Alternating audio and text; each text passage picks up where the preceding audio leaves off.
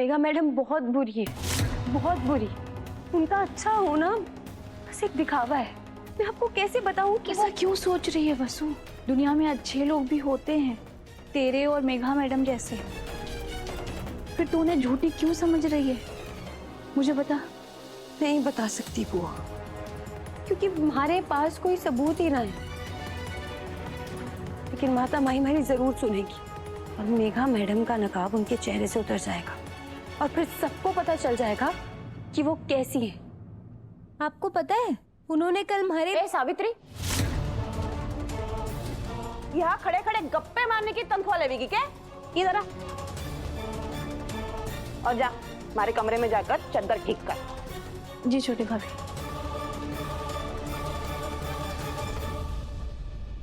नहीं वसु, अगर तुझे सचमुच कुछ गलत लग रहा है तो मुझे तेरी बात पर पूरा भरोसा है। अगर मेघा मैडम ने कोई सच छुपाया है तो वो एक ना एक दिन सबके सामने जरूर आएगा।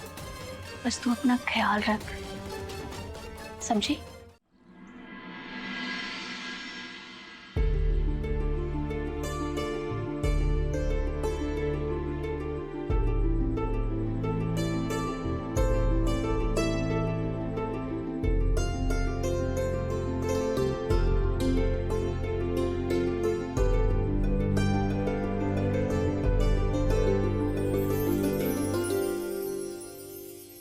बढ़िया, ब्यूटीफुल। मेघा, हमें तुम्हें इस पोस्टर पर देखकर तुम पर बहुत गर्व हो रहा है बेटा। Thank you ma'am. लीजिए। जी। उन गुंडों को छुड़वाने के लिए पैसे मैंने ही दिए थे और उन्हें तुम्हारा मुंह काला करने के लिए भी मैंने ही कहा।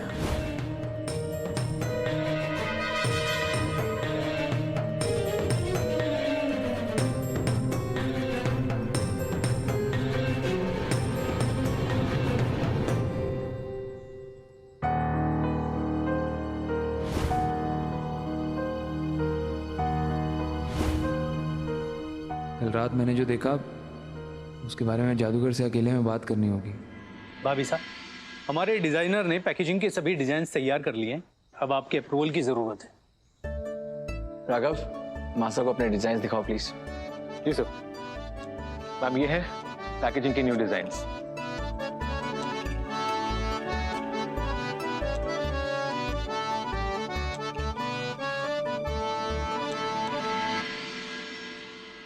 नहीं, इसमें पुराने डिजाइन वाली बात नहीं है। जैसे आपने हमारी पुरानी ब्रांड एम्बेसडर के लिए डिजाइनिंग की थी वैसे ही इस बार भी कीजिए।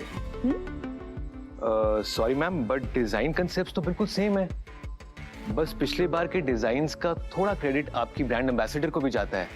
वो क्या है ना, वसुधा जी के चेहरे पे एक मासूमियत है, एक सिंप्लिसिटी है, जिसकी वजह से डिजाइन सब उभर के निकलते हैं। तो इसका मतलब ये है कि अगर ब्रांड एम्बेसडर बदल जाए तो डिजाइनर भी बदलने पड़ेंगे। No ma'am. बेकार की बातें मत कीजिए, जितना कहा गया है उतना ही कीजिए। जी।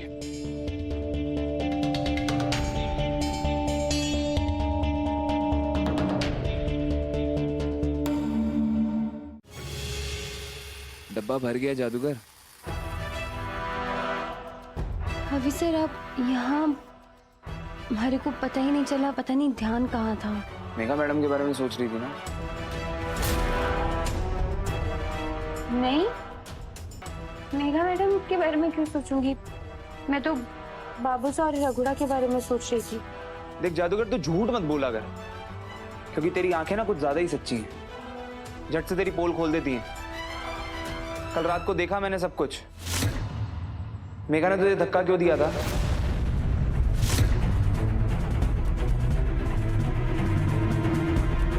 क्यों दिया था धक्का? यार, मुझे तो अपना दोस्त बोलती है ना तू। क्या बताऊं अभी सर ने, बिना सबूत ना तो मैं मेघा मैडम के बारे में कुछ बोल सकूं और ना ही अपने मंगलसूत्र का सच बता सकूं।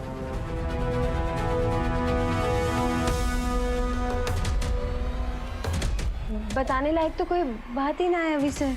देख जादूगर, बाहर सब ना दादा और मेघा की सगाई से बहुत ही खुश हैं, क्योंकि उन्हें लगता है कि दादा इस रिश्ते से खुश हैं। लेकिन मुझे लगता है कि दादा ने ये डिसीजन सिर्फ मासा की खुशी के लिए लिया है, और मैंने तो उनको इस सगाई के बाद से खुश तो देखा नहीं है। और खुश तो ना मुझे तू भी नहीं लग रही है। हाँ, तू तो दादा की दोस्त है ना, तो तुझे तो मुझसे पहले पता होगा कि दादा ने डिसीजन बिना मन के हड़बड़ी में लिया है, फिर भी तू चुप है। रह ले चुप, कोई बात नहीं, लेकिन मैं जाकर के दादा से बात करूंगा, मैं चुप नहीं रहूंगा। और जो बात तू मुझे नहीं बता रही है वो बात तुझे दादा के पूछने पे तो बतानी होगी ना।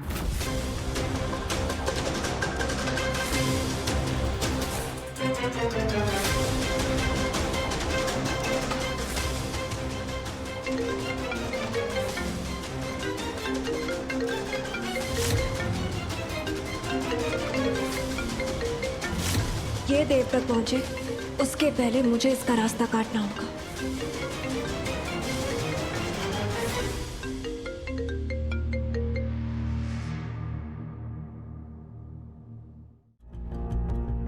वो देव सर के लिए दूध लेके जा रही थी। वसु, मैं जानती हूँ कि तुम्हारी और भाई साहब की दोस्ती में किसी भी तरह का कोई मैल नहीं है, लेकिन फिर भी कभी कभी हालात के हिसाब से हमें अपने रिश्तों को थोड़ी सी जगह देनी चाहिए।